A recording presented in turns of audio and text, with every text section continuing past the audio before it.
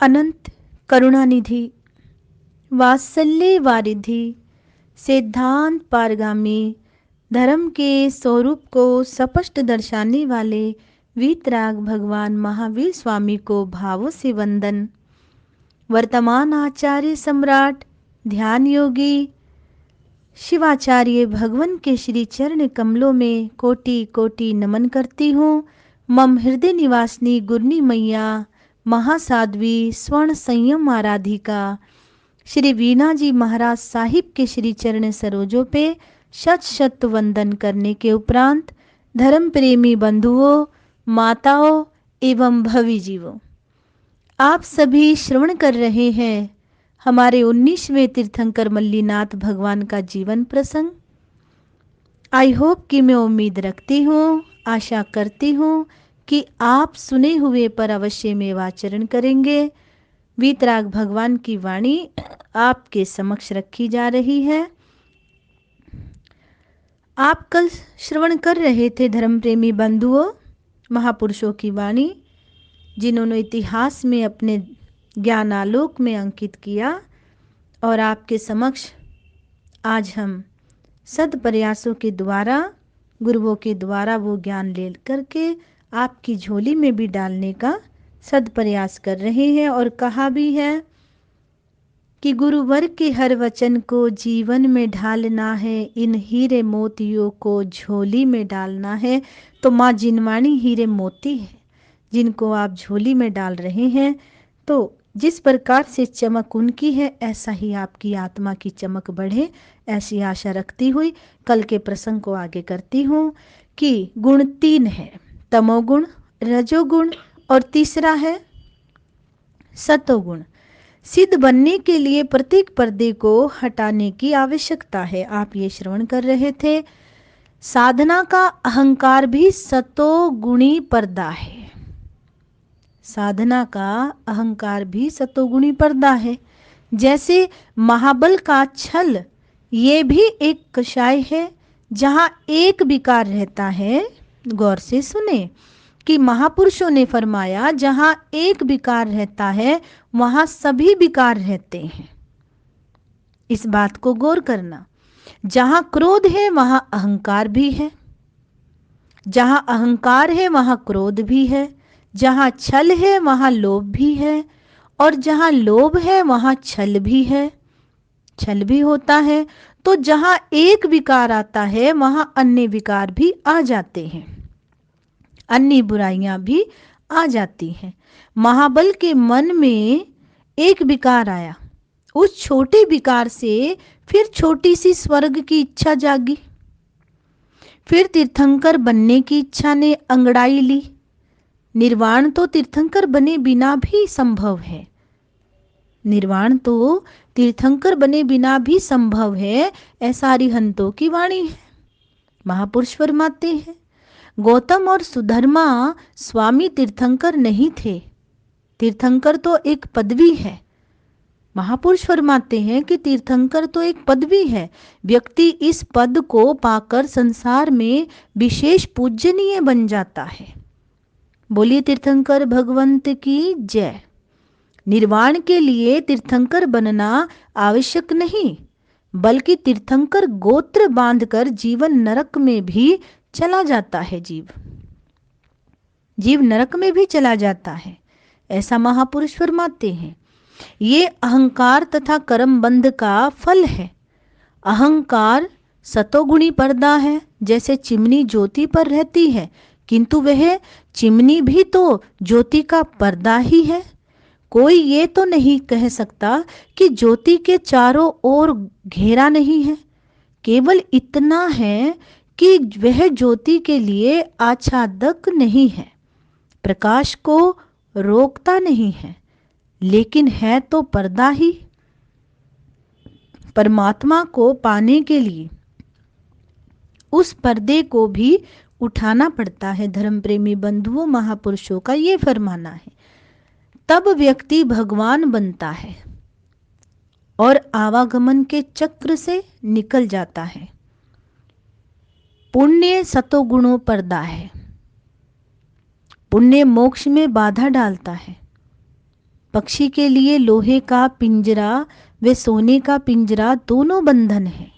गौर करें, पक्षी के लिए लोहे का पिंजरा हो चाहे सोने का पिंजरा हो, पक्षी के लिए दोनों ही पिंजरे बंधन है, क्योंकि पक्षी आकाश विहारी होते हैं और जिन्हें खुले उड़ने की शुरू से ही आदत हो वो बंद कर नहीं रहना चाहते। पुण्य सोने का पिंजरा है, मोक्ष के लिए ये भी रुकावट है। कर्म श्रेयो मोक्ष है, कर्म क्षय करने के बाद ही मोक्ष होता है। उसके लिए पहले पाप को और फिर पुण्य को भी छोड़ना पड़ता है। धर्म प्रेमी बंधु महापुरुष ये फरमाते हैं। किंतु दुनिया के लोग पुण्य का अहंकार करते रहते हैं। साधना का उद्देश्य है मन को मांझना। एक कमरे में 3 आदमी गए, तीनों ने वहां अपने अपने दीपक जलाए।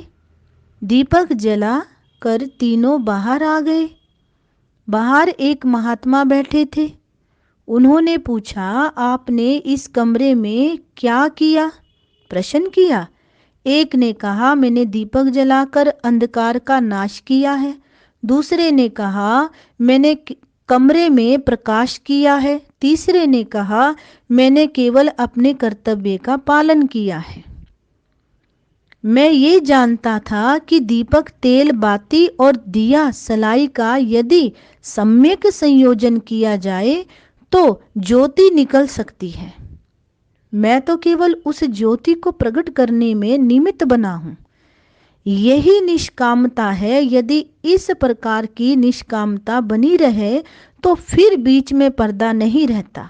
धर्म प्रेमी बंधुओं, महापुरुष फरमाते हैं, ऐसे चिंतन से रजोगुण और तमोगुण तो होता ही है, होता ही नहीं। ऐसे चिंतन से रजोगुण और तमोगुण तो होता ही नहीं। यदि इस प्रकार का निष्काम भाव आ जाए तो व्यक्ति सतोगुण से भी ऊपर उठकर रहता है। ऐसा ही व्यक्ति सिद्ध पद प्राप्त करने का अधिकारी बनता है। जब चित्र बन गया तो वृद्ध कलाकार ने, अब हम उसी दृष्टांत पर आते हैं कि जब चित्र बन गया तो वृद्ध कलाकार ने राजा से कहा कि वह आकर उसका काम देख ले। राजा वहां पहुंचा और पर्दा उठाया गया। उसने चित्र को देखा तो प्रसन्न हो गया राजा। किंतु वह युवा कलाकार अपने मन में घबरा रहा था, क्योंकि वह सोच रहा था कि उसने कुछ भी नहीं बनाया है। वो ये सोच रहा था, किंतु वह ये देखकर आश्चर्यचकित रह गया कि पर्दा उठते ही सामने वाला चित्र उसके द्वारा घोटी गई, मांझी गई, साफ करी गई, रगड़ी गई दीवार पर प्रतिबिंबित हो उठा। जो चित्र वृद्ध ने बनाया था वही चित्र उसकी सामने वाली दीवार पर जो उसने साफ करी उस पर प्रतिबिंबित हो गई, दिखने लग गई। राजा उस दीवार के निकट आया और हाथ लगा करके देखने लगा। ये देखकर वह बड़ा ही प्रसन्न हुआ कि चित्र तो नहीं है, किंतु वृद्ध पुरुष द्वारा बनाया गया सारा चित्र उस दीवार पर पूरी तरह नजर आ रहा था। राजा ने उस युवक कलाकार की खूब सराहना की। इस तरह श्रेष्ठ कला की दृष्टि से प्रथम पुरस्कार वृद्ध की झोली में ना डालकर युवा कलाकार के हाथों में चला गया। इस तरह यदि साधक आत्म साधना करके अपने मन को शुद्ध बना ले तो आत्मा में भी परमात्मा का दर्शन पाना कोई मुश्किल काम नहीं है। धर्म प्रेमी बंधुओं, कभी ये मत कहना किसने देखा स्वर्ग और किसने देखा नरक। अगर नाम है तो कुछ है। कभी किसी मिथ्यात्व के संगति में आकर के भगवान की वाणी को मिथ्या मत कहना। जो जैसा है वैसा रहता भी है। सिद्ध की विनय भक्ति तथा पर्योपासना आराधना करने से व्यक्ति तीर्थंकर पद को प्राप्त कर सकता है। ये बातें अरिहंत परमात्मा की हैं।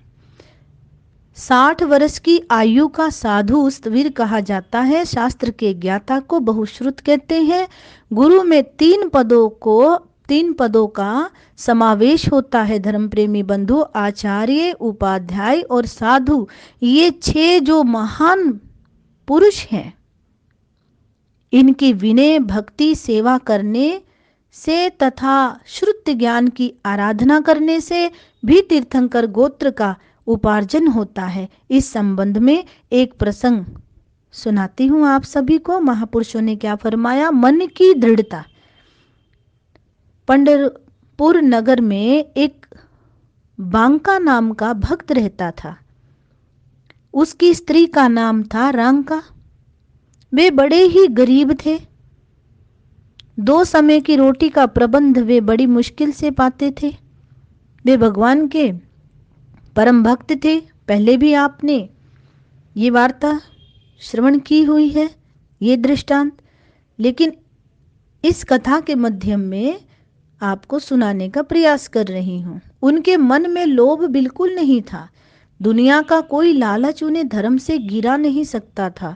एक बार नामदेव ने भगवान से अर्ज की कि रांका बांका आपकी इतनी भक्ति करते हैं, फिर भी आपको इन पर दया नहीं आती। आप इनको कुछ तो दो जिससे ये सुखपूर्वक जी सके। भगवान ने, ऐसा कथाकार लिखते हैं कि भगवान ने किस प्रकार से नामदेव से कहा, वत्स, देना तो वहाँ सार्थक होता है जहाँ लेने की इच्छा हो। ये तो कुछ चाहते ही नहीं। नामदेव ने कहा कि चाहते क्यों नहीं? आपने इन्हें कभी दिया ही नहीं। बिना दिए क्या पता चले कि कोई कुछ चाहता है कि नहीं। भगवान ने नामदेव को कहा, तुम बैठो जरा, मैं तुमको दिखाता हूँ इनकी निर्लोभता का नमूना। नामदेव को दिखलाने के लिए उन्होंने उनकी राह में मोहरों से भरी थैली डाल दी। बांका अपने मार्ग पर जा रहा था। जाते जाते उसने मोहरों से भरी एक थैली देखी। बांका सोचने लगा कि मेरे लिए इस थैली का तनिक भी मूल्य नहीं है, किंतु यदि मेरी स्त्री ने देख लिया तो उसका मन इस पर आ सकता है। ऐसा सोचकर वह उस पर मिट्टी डालने लगा। पीछे से उसकी धर्मपत्नी भी आ गई। उसने पूछा, आप ये क्या कर रहे हैं? बांके ने कहा, यहाँ मोहरों की थैली पड़ी थी, कहीं ऐसा ना हो कि इस पर तुम ललचा जाओ, इसलिए मैं इस पर मिट्टी डाल रहा हूँ। ऐसा सुनकर उसकी पत्नी बोली, कमाल है, मिट्टी पर मिट्टी डाल रहे हैं आप, मिट्टी पर मिट्टी डाल रहे हैं आप। हमारी संस्कृति का उद्घोष है। धर्म प्रेमी बंधुओं, ये संस्कृति का उद्घोष है। आत्मवत सर्वभूतेषु पर द्रव्येषु लोष्टवत मातृवत पर दारेषु ये पश्यति से पंडिते। ये हमारी संस्कृति का उद्घोष है। धर्म प्रेमी बंधुओं, माताओं, भवी जीवों, आज के लिए इतना ही। और आगे ये प्रसंग महाबल को जी का आपको सुनने का मिलेगा। इन्हीं शब्दों के साथ वक्तव्य को विराम देती हूँ। ओम शांति। जय महावीर। बोलिए मल्लीनाथ भगवान की जय।